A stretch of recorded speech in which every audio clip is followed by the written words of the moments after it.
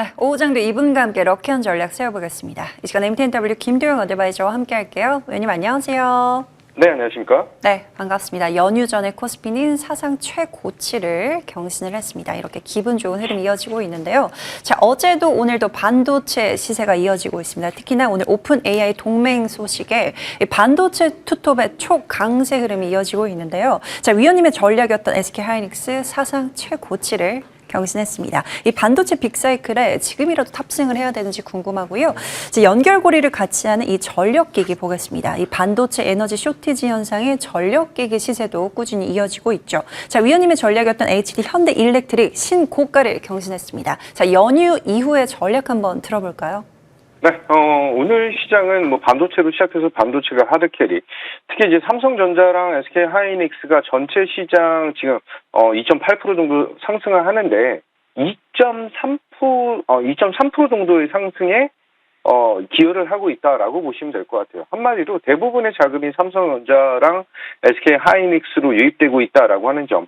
여기에 9월달 수출의 반도체 부분이 22% 성장했다라고 하는 점과 완성차 부분에서 17% 정도에 대한 성장을 하면서 반도체 산업이 하반기 시장을 완전히 이끌고 있다라고 보시면 될 것 같습니다.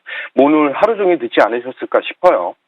그래서, 저는 뭐 여러 가지 얘기들을 많이 준비했는데, 뭐 오픈 AI의 샘 울트만이 와서 뭐 삼성전자랑 SK하이닉스와의 협업을 확대하는 것을 뭐 주도를 했다. 여러 가지 얘기들이 있습니다.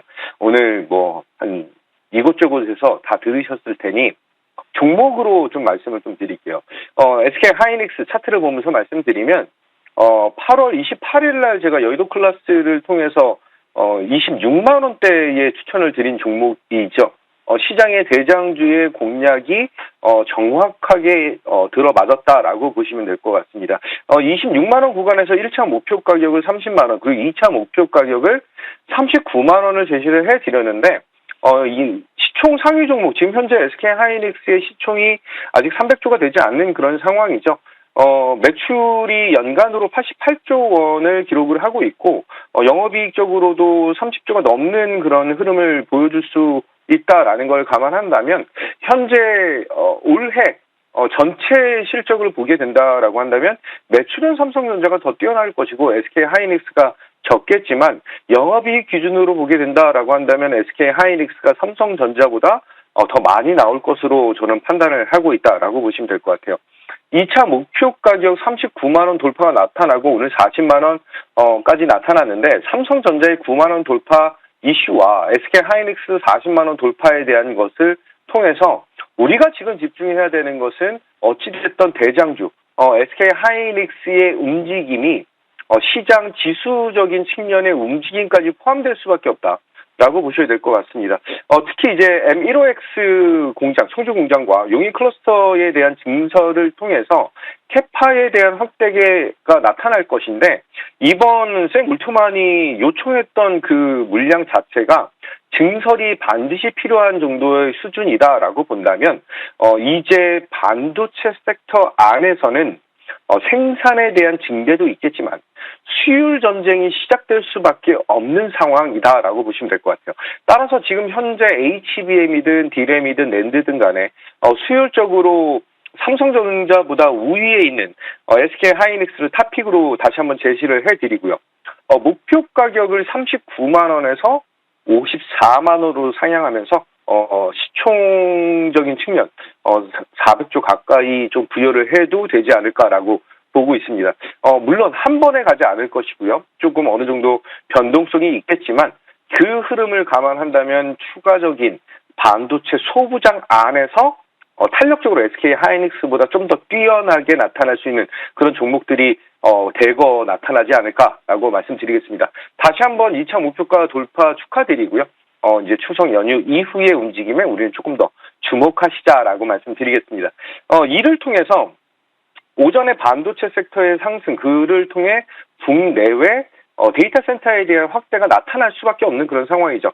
그렇다 보니까 이제 전력기기, 에너지 쇼티지에 대한 얘기가 또 한 번 시장에서 주목도를 올리고 있다라고 하는 점, 국내 데이터 센터에 대한 확대, 그리고 삼성전자, SK하이닉스, 오픈 AI에 대한 본격적인 협력을 통해서 하드웨어 시장에 대한 성장 구간에 진입한 것이죠. 그러면 그를 통해서 가장 큰 문제점인 인프라 시장에서 반도체 쇼티지 그리고 에너지 쇼티지에 대한 확대, 이를 통한 두산 에너빌리티의 움직임과 조금 더 직접적인 연관을 보여줄 수 있는 변압기, 이 변압기 산업에 대한 추가 수주 모멘텀이 더욱더 확대된다라는 거예요.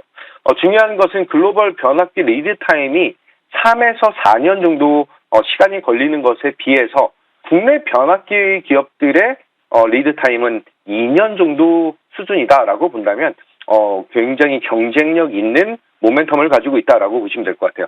자, HD 현대 일렉트릭 사실 한 125% 최저점 대비해서 5년간에 125배가 오른 그런 종목이기도 하죠. 드디어 60만 원이라고 하는 가격을 강하게 돌파하면서 63만 원에 대한 트라이를 보여주고 있는 모습이고요. 북미 그리고 유럽향 추가 수주 모멘텀은 상당히 고무적이다라고 말씀드리겠습니다. 현재 구간에서 저는 HD 현대 일렉트릭의 추가 상승에 좀 더 기대를 해보셔야 된다라고 말씀을 좀 드리고, 이제 관련 변압기 종목 안에서 이제 그 60선이라든지 약간 눌림을 보여주고 있는 종목들도 몇몇 종목이 있습니다. 그런 종목들의 폭발적인 상승력을 통해서 벤치마크적으로는 HD 현대 일렉트릭을 보시고 트레이딩 아니면 스윙, 홀딩적인 측면에서도 매력적인 모습을 보여주는 종목들로 대응이 필요하다. 이렇게 말씀드리겠습니다. 네, 그렇다면 연휴 이전에 매수해볼 만한 종목 있을까요? 지금 사실 반도체 섹터는 대부분 많이 올라왔죠. 그래서 약간 부담이 된다라고 한다면 저는 이제 전력기기 쪽에서 이제 직류 변압에 대한 전환, 다시 한번 공략을 할 수 있는 그런 타이밍이다라고 말씀드리면서 세명전기 안내 드리도록 하겠습니다. 2분기 매출액이 3배로 폭증을 하면서 영업이익률 같은 경우도 56.4%까지 올라와 있는 그런 상황이에요. 3분기에 대한 실적까지 기대감을 굉장히 크게 높이고 있는 상황에서 고마진 제품인 직류 전환 포인트죠.